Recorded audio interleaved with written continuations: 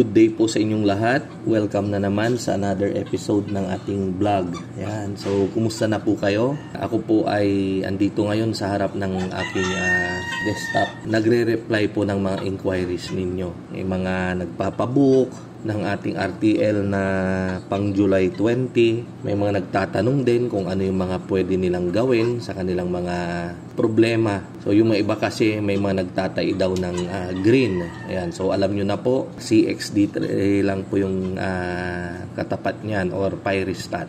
May nagpabook din sa atin, nagpapabook sa atin ng pang September. Gusto na nilang mag-partial ng para sa reservation fee sa kanilang RTL na pang September para daw sigurado na hindi sila maubusan. So sila po ay nasa Canada, si Sir Marlon Espejo. Yan, pero sila po ay taga Bigan. Yan, Bigan, Ilocos Sur. Yan, so shout out kay Sir Marlon Espejo. Kanina lang tumawag sila, binidyo call namin. Iwas scam para makita nila na ang kausap nila ay tayo po mismo.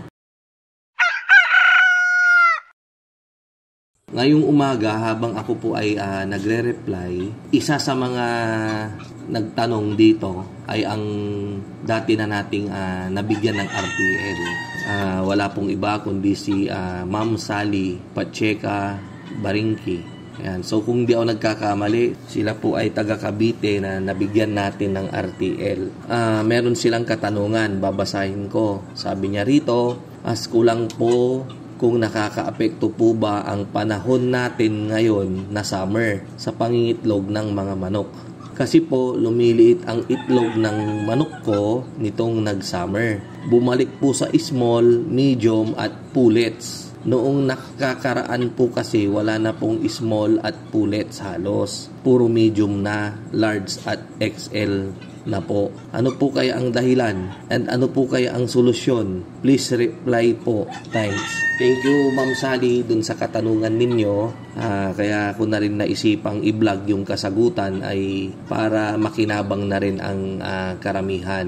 Actually po, kapag ganitong summer, may mga na-i-vlog na rin ako na totoo po yan. Naapektuhan po yung pangingitlog ng ating manok dahil po sa sobrang init ng panahon. Dahil nga po sa summer. At naapektuhan po sila in terms of size ng itlog. So yung itlog po, tama yung sabi nyo na dati halos wala ng small.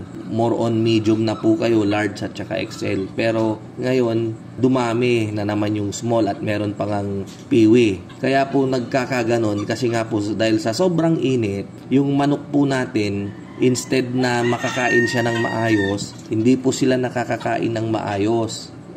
Yung 110 grams na kanilang dapat kainin kung ito ay decalb or 115 grams kung ito ay lowman, hindi po nila nauubos yan. Baka minsan po nasa 90 grams lang yung kanilang nakakain. Ang nangyayari dahil nga sa mainit, nabubusog sila ng tubig dahil inom sila ng inom. Konti lang yung kanilang nakakain. So ang labas po nun, lilit po yung itlog na kanilang iproproduce. Dahil nga po hindi na-meet nung manok yung demand nung kanyang system, yung sa paggawa ng itlog. Kinapos. So ang mangyayari po, hindi po lalaki yung itlog.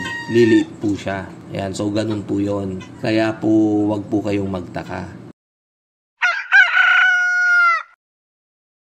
Ano nga ba ang solusyon? Yan, ang solusyon po dyan, kapag ganitong mainit, magpainom po tayo ng electrolytes. Yung tubig na ipapainom po natin ay haluan po natin ng electrolytes. Pwede pong pure electrolytes, may nabibili po. Pwede rin po yung vitamin C with electrolytes. Yan po yung mga remedy. Para yung manok, hindi siya gaanong anong tawag dito, tama ba yung term na parang yung sa Pangasinan, aga na naapusan. Parang hinahabol niya yung hininga niya, parang napakainit ng kanyang katawan. Pag napainom niyo siya ng electrolytes, medyo marirelax po yung kanyang katawan. At kapag na-relax, syempre kakain po siya. Dadami yung kanyang feed intake. Ngayon naman po, yung para ma-minimize yung yung init, Dati-rati sa broiler, kasi sa amin sa broiler dati kapag summer na, uso na yung high blood,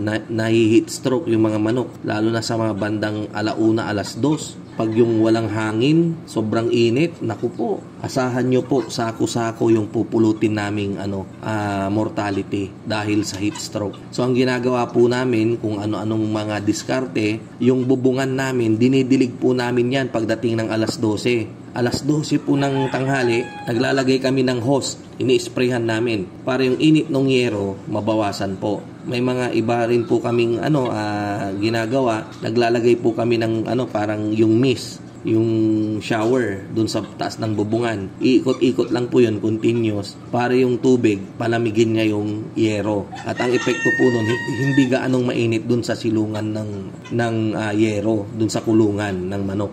Ayan, pwede rin po kayong maglagay ng mga dahon-dahon, karton doon sa ibabaw, pero ililipad yan, remedyohan ninyo, patungan ninyo ng mga gulong. Pwede rin yung lagyan ng kisame.